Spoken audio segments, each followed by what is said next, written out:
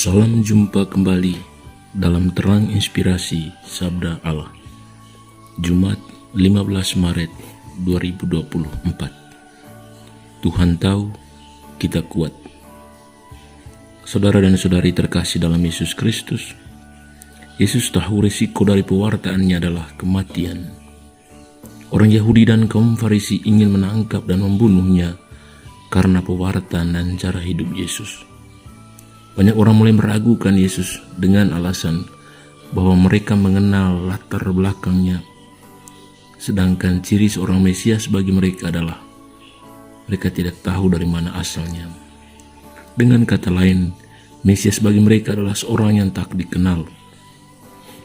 Keraguan ini lantas berkembang menjadi suatu sikap permusuhan. Mereka memusuhi Yesus. Satu hal yang menarik adalah Yesus tidak lari atau sembunyi apalagi mundur.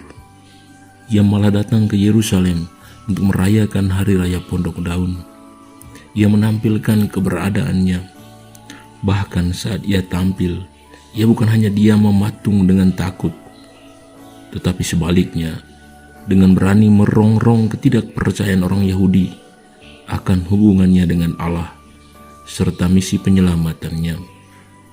Yesus menunjukkan suatu tindakan heroik dalam menghadapi tantangan dan hambatan. Ia menghadapi banyak tantangan, tidak diterima, dibenci, diancam, bahkan hingga disiksa dan dibunuh. Apakah Yesus menyerah? Tidak.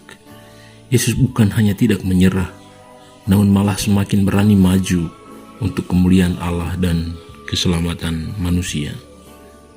Saudara dan saudari terkasih, dalam hidup, kita sudah pasti menghadapi tantangan dan hambatan, usaha yang tidak berhasil, kegagalan, nama baik yang jatuh, dipecat dari pekerjaan, gagal dalam ujian, keluarga yang berantakan, merasa tidak dicintai, kehidupan ekonomi yang sulit, anak yang selalu melawan, gosip-gosip tetangga. Semuanya adalah contoh tantangan dan hambatan yang mungkin kita hadapi dalam hidup. Memang Tuhan tak pernah menjanjikan suatu hari tanpa hujan, tapi Ia menghadirkan pelangi setelah hujan. Ia tak berjanji hidup yang selalu mulus dan menyenangkan, namun Ia berjanji untuk selalu menemani. Saudara dan saudari yang terkasih dalam Yesus Kristus, hal yang terjadi adalah kita terlalu sering mengabaikan kehadiran Tuhan dalam hidup ini.